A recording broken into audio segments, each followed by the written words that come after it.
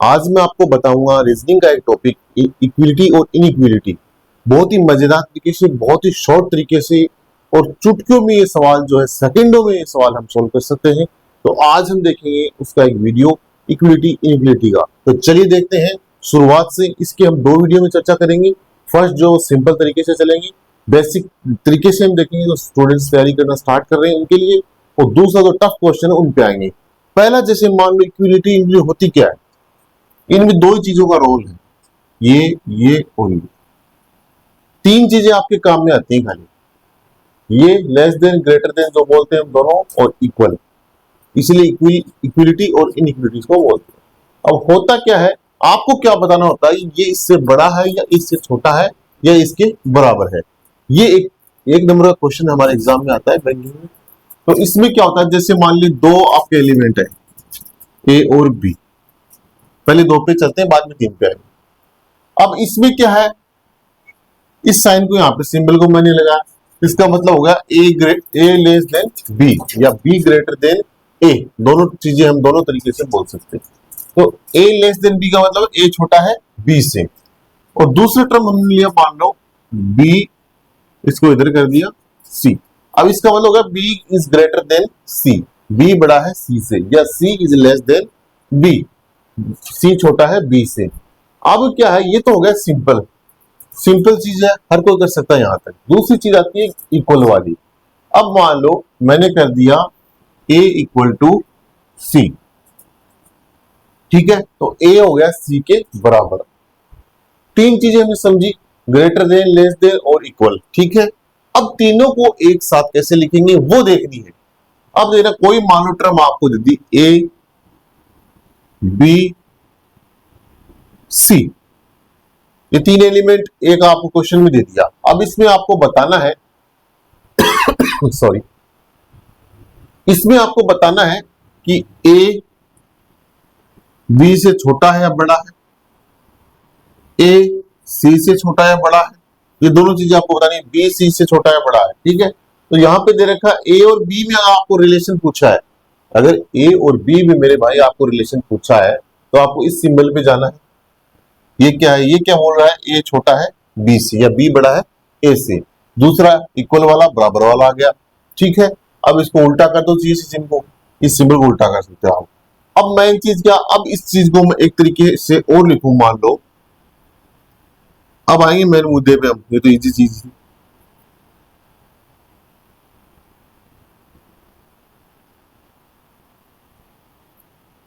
D, अब ये भी देखो यहाँ पे तो समझ में आ रहा है हमारे। अब इसमें अगर क्वेश्चन ऐसा पूछा, कथन दे दी नीचे कि a is less than b, second a is greater than b, और तीसरा दे दिया a is less than D,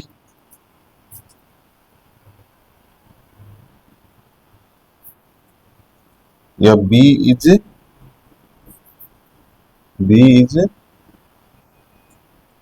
मान लो दे दिया ये दे दिया, ठीक है। ये चार कथन आपको दे दिए, स्टेटमेंट ये आपको यहाँ पे दिया हुआ है। अब इससे अपने को सोल्व करना है। देखो इसी तरीके से देखना, बहुत ही सिंपल तरीके से चल रहे हैं, बहुत ही बेसिक तरीके से चल रहे हैं।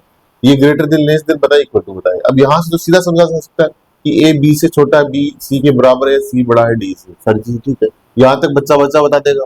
अब मेन चीज आगे आती है कि अब पूछेगा अगले वालों से रिलेशन। अब मान लो इसने पूछा a is less than b, तो a is less than b correct है। दूसरा क्या पूछा, ए ग्रेटर देन बी, नहीं जी ये तो इधर है, लेस देन है, रॉन्ग हो गया। तीसरा आया ए और डी में रिलेशन। अब देखना ए और डी में रिलेशन, ये मेन चीज है, ये महत्वपूर्ण बात है। अब देखते हैं कथन पे आते हैं। ए और डी में जो रिलेशन था वो हम देख रहे हैं। ए और डी में क्या रिलेशन है, ए और डी में क्या रिलेशन है, तो ए छोटा है बी से, बी बराबर है सी के, सी बड़ा है डी से। तो ये दो जो आपके साइन है, सिंबल है, दोनों आमने सामने आ गए। जैसा ये कॉन्सेप्ट है मैंने आपको बताया, अगर ये ऐसी कॉन्सेप्ट में आपके आ गए आमने सामने, या ऐसे चिन्ह आपके आ गए दोनों तरफ मुंह या आमने सामने मुंह, तो वो कॉन्सेप्ट वहीं पे कैंसिल हो जाएगी। कॉन्सेप्ट में ये आपका रॉन्ग हो जाएगा, क्योंकि दो साइन अलग है, सारे कैंसिल। यहाँ पे आपको कुछ नहीं देखना, अगर आप इनके सारे सिंबल भी होता तो भी कुछ नहीं।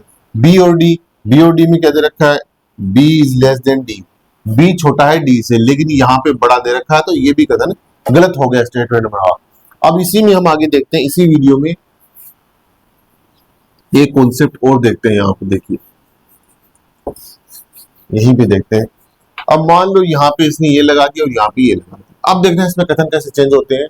थोड़ा सा टिपिकल लेवल है, यहाँ समझना। अगर ये समझ में आ गया, पूरी आप क्रोनोलॉजी तो पूरी स्क्रिप्ट समझ में आ जाएगी रीजनिंग की जो इनक्विलिटी की है।